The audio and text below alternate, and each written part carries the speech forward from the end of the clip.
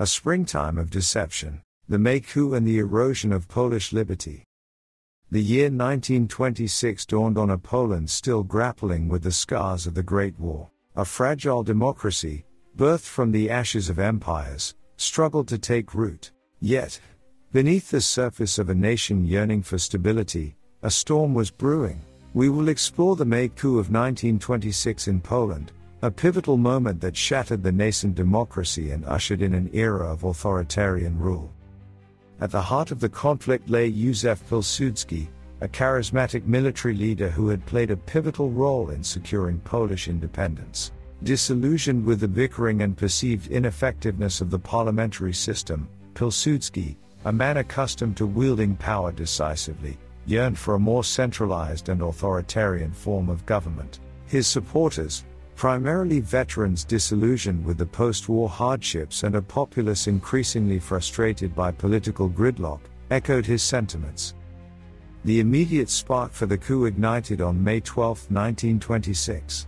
Pilsudski, mustering a loyal force of troops, marched on Warsaw, the Polish capital. The sitting government, caught off guard and lacking popular support, offered minimal resistance. Within a matter of days, Warsaw fell, and Pilsudski, hailed as a savior by his supporters, assumed control of the nation. The aftermath of the coup was a period of political maneuvering and consolidation of power. Pilsudski, though not formally assuming the mantle of president, became the de facto leader of Poland. The constitution was amended, granting the president greater authority. Elections, though still held, became increasingly rigged, with Pilsudski's Sanacja, or Sanation, movement tightening its grip on power. The justifications offered for the coup were steeped in a narrative of national rejuvenation. Pilsudski and his supporters argue that the parliamentary democracy, a system ill-suited to the tumultuous times, had failed to deliver stability and progress. They believed that a strong leader, untainted by the perceived corruption and inefficiency of the parliamentary system, was necessary to restore order and guide Poland towards greatness. However, the coup marked a turning point away from democracy and towards a more authoritarian form of rule. Civil liberties were curtailed, opposition parties were suppressed, and the independent press was muzzled. While a semblance of order was restored, it came at the cost of individual freedoms and a vibrant political discourse. The long-term consequences of the coup proved to be far-reaching. The erosion of democratic institutions weakened Poland's ability to resist external pressures. The authoritarian tendencies embedded within the political system ultimately proved to be a vulnerability when Poland faced the totalitarian might of Nazi Germany and the Soviet Union in the Second World War. The coup also cast a long shadow over Polish political culture. The historical narrative, often polarized between supporters who saw Pilsudski as a national hero and critics who viewed him as a power-hungry dictator, continues to be debated. The event serves as a stark reminder of the fragility of democracy, particularly in the face of charismatic leaders who promise stability but ultimately undermine democratic institutions. The echoes of the May coup resonate in contemporary Poland. The struggle between democratic ideals and the allure of strongman leadership remains a relevant theme in Polish politics. Understanding the events of 1926 and the factors that led to the erosion of democracy offers valuable insights into the challenges and complexities of maintaining a free and open society. The coup serves as a cautionary tale, urging vigilance against the forces that seek to undermine democratic institutions and reminding us that true progress is often a fragile flower that requires constant nurturing. A tide of change, the dawn of Portugal's dictatorship. Just as the echoes of the Polish May coup of 1926 began to fade, another nation on the brink witnessed a dramatic shift in its destiny. On May 28, a wave of discontent and simmering nationalist fervor crashed upon the shores of Portugal, culminating in a bloodless coup d'état that would reshape the nation's future for decades to come. We will delve into the events of that fateful day, exploring the causes, consequences, and enduring legacy of the Portuguese coup. The seeds of the coup were sown in the fertile ground of Portugal's political and economic instability. The First Portuguese Republic, established in 1910, had struggled to find its footing. A series of weak governments, grappling with social unrest, economic woes, and colonial entanglements, failed to deliver on the promises of revolution, disillusionment, and a yearning for a strong hand to guide the nation out of its quagmire permeated society. The military, long disillusioned with the ineffectual civilian government and increasingly influenced by nationalist sentiments, emerged as a potential force for change. Officers, yearning for a restoration of national pride and a more assertive role for Portugal on the world stage, began to contemplate intervention. General Gomes da Costa, a charismatic figure who embodied the frustrations of the military, became the face of the burgeoning movement. The immediate catalyst for the coup was a perceived affront to national honor. The government's decision to dismiss several high-ranking military officers, seen as a further weakening of the armed forces, ignited a long-simmering resentment. On May 28, 1926, General da Costa, mustering a force of loyal troops, marched on Lisbon, the Portuguese capital. The government, caught off guard and lacking popular support, offered minimal resistance. The coup, swift and bloodless, unfolded with a theatrical flair. General da Costa, initially believing his attempt had failed, announced his surrender. However, news of widespread public support for the coup and the defection of additional military units emboldened the movement. The government collapsed, and Portugal found itself under the control of the military. The aftermath of the coup ushered in a new era for Portugal. A dictatorship, initially termed the Ditadura Nacional, or national dictatorship, came into being. Though General da Costa initially held power, he was soon overshadowed by a more cunning figure, António de Oliveira Salazar. Salazar, a shrewd politician and economist, would become the architect of the Estado Novo, or New State, a corporatist dictatorship that would rule Portugal for nearly 4 decades. The justifications offered by the coup leaders were steeped in a potent mix of nationalism and anti-communism. They portrayed themselves as saviors, rescuing the nation from chaos and the perceived threat of leftist subversion. The promise of stability, economic recovery, and a restoration of Portugal's former glory resonated with a significant segment of the population weary of political turmoil.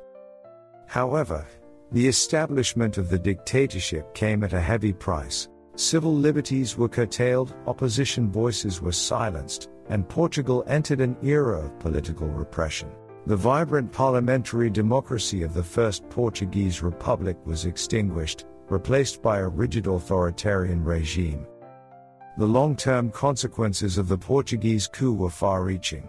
The dictatorship, though delivering a semblance of stability in its early years, ultimately proved to be economically stagnant and socially stifling. Portugal's isolation from the international community further hampered its progress. The authoritarian rule ultimately proved to be brittle, collapsing in the face of the Carnation Revolution of 1974.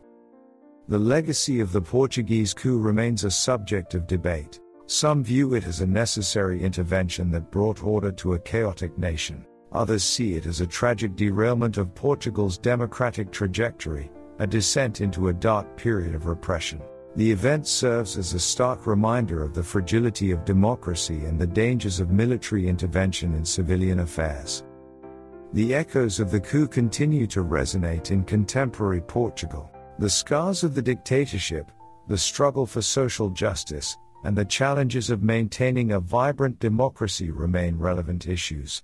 Understanding the events of 1926 and the forces that led to the coup offers valuable insights into the complexities of Portugal's modern history. The coup serves as a cautionary tale, urging vigilance against the forces that seek to undermine democratic institutions and reminding us that the path to a just and prosperous society is paved with constant vigilance and a commitment to democratic ideals. From revolution to repression. The rise and fall of fascist Italy. The embers of the First World War glowed red across war-torn Europe, casting an unsettling light on a nation yearning for resurgence. In Italy, a disillusioned populace, grappling with economic hardship and political instability, found solace in the rising flames of a radical ideology, fascism. We will explore the rise and fall of fascist Italy, a tumultuous chapter marked by fervent nationalism, ruthless dictatorship, and a legacy etched in both innovation and devastation. Born from the ashes of discontent, fascism, spearheaded by the charismatic Benito Mussolini, promised a potent cocktail of solutions. It offered national rejuvenation, economic revival, and a return to Italy's perceived past glory. The disillusioned masses, weary of weak governments and social unrest, found themselves drawn to Mussolini's fiery rhetoric and promises of a strong hand to guide the nation. The seeds of fascism were sown in the fertile ground of post-war anxieties. Italy, despite emerging victorious from the Great War, had suffered immense losses and reaped few rewards. Economic hardships, political polarization, and a sense of national humiliation fueled public frustration. The existing political parties, perceived as ineffective or irrelevant, failed to offer a compelling vision for the future. In this environment, Mussolini, a former socialist who had embraced ultranationalism, emerged as a captivating figure. He established the National Fascist Party, a movement that combined elements of socialism with fervent nationalism and a disdain for democracy. His black shirts, a paramilitary force, terrorized opponents and instilled a climate of fear. The fascist rise to power was not a sudden coup but a calculated strategy. Mussolini, exploiting divisions within the government and manipulating the political system, gradually consolidated power. The March on Rome in 1922, a carefully staged show of force, culminated in Mussolini's appointment as prime minister. Once in power, Mussolini dismantled democratic institutions. He systematically eliminated opposition parties, muzzled the press, and curtailed civil liberties. Italy transitioned from a parliamentary monarchy to a one-party dictatorship, with Mussolini as the absolute leader, referred to as Il Duce, the leader. Fascist Italy pursued a corporatist economic model, attempting to reconcile the interests of labor and capital under state control. This approach achieved some initial successes, fostering a degree of economic stability and infrastructure development. However, over time, the system stifled innovation and lacked the dynamism necessary for long-term growth. On the international stage, Fascist Italy pursued an aggressive expansionist agenda, fueled by a desire to restore the nation's imperial past. The invasion of Ethiopia in 1935 and the alliance with Nazi Germany marked a turn towards belligerent behavior. Italy's involvement in World War II proved disastrous, culminating in military defeats and the overthrow of Mussolini in 1943. The legacy of Fascist Italy remains a complex and contentious issue. Mussolini, initially hailed as a modernizer, is now reviled for his brutality and dictatorship. While fascist policies achieved some initial economic success, they ultimately stifled individual freedoms and contributed to the nation's descent into war. Fascist Italy also left a mark on Italian culture. Emphasis was placed on national unity, physical fitness, and a return to classical Roman ideals. Grandiose architecture, propaganda, and a cult of personality surrounding Mussolini became hallmarks of the regime. However, this cultural expression came at the cost of suppressing intellectual dissent and artistic freedom. The echoes of Fascist Italy continue to resonate in contemporary Italy. The struggle against extremism, the importance of a vibrant democracy, and the challenges of maintaining a healthy national identity remain relevant issues. Understanding the rise and fall of Fascist Italy serves as a cautionary tale, reminding us of the dangers of unchecked nationalism, the insidious nature of dictatorship, and the enduring importance of safeguarding individual freedoms. It is a saga etched in both innovation and devastation, a potent reminder of the ever-present tension between the allure of strong leadership and the fragility of democracy. A city silenced. The Shanghai Massacre. In the tapestry of China's tumultuous 20th century, few threads are as darkly woven as the Shanghai Massacre of 1927. This eruption of violence, a clash between dreams and nightmares, marked a brutal turning point in the nation's revolutionary struggle. We will delve into the events of that fateful April, exploring the ideological fault lines, the chilling brutality, and the enduring consequences of this silent chapter in China's history. The seeds of the massacre lay in the fertile ground of China's yearning for modernity and a rejection of its feudal past. The May 4th movement of 1919 had ignited a wave of intellectual and political ferment, fueling the rise of communism and nationalism as competing visions for China's future. At the heart of this ideological tempest stood Shanghai, a bustling metropolis where revolutionary fervor crackled in the air. The Kuomintang Nationalist Party, led by Chiang Kai-shek, had formed an alliance with the fledgling Chinese Communist Party, CCP, in a precarious united front against the warlord governments that ruled much of China. However, this alliance masked simmering tensions. Chiang, a pragmatist with a strong nationalist streak, harbored deep suspicions of the communist ideology. The catalyst for the massacre arrived in the form of a power struggle within the burgeoning labor movement in Shanghai. Communist-led unions had gained significant influence, alarming Chiang and conservative elements within the Kuomintang. Rumors of a communist uprising swirled, creating a climate of fear and paranoia. On April 12, 1927, Chiang Kai-shek, citing the perceived communist threat, unleashed a brutal crackdown. His forces, the National Revolutionary Army, swept through Shanghai, targeting communist organizations, labor unions, and suspected leftist elements. The once vibrant city became a battleground, echoing with the sounds of gunfire and screams of the innocents caught in the crossfire. The violence was swift and merciless. Communist leaders, union officials, and suspected sympathizers were rounded up, imprisoned, and often summarily executed. The massacre, fueled by ideological hatred and a fear of communist revolution, took a horrific toll. Estimates of the dead range from hundreds to thousands, a chilling testament to the brutality unleashed. The aftermath of the Shanghai massacre reshaped the landscape of Chinese politics. The fragile alliance between the Kuomintang and the Communists shattered, replaced by an era of bitter rivalry. The CCP, driven underground and decimated, embarked on a long march towards survival, eventually resorting to guerrilla warfare in the countryside. Chiang Kai-shek, though consolidating his control over the nationalist government, had alienated potential communist allies and sowed the seeds for a protracted civil war. The Shanghai massacre also profoundly impacted the trajectory of the Chinese Communist Party. The brutal repression steeled the resolve of remaining communists, fostering a sense of victimhood and a burning desire for revenge. The experience of the massacre shaped Mao Zedong's revolutionary strategy, emphasizing the need for a rural-based revolution and a more self-sufficient communist movement.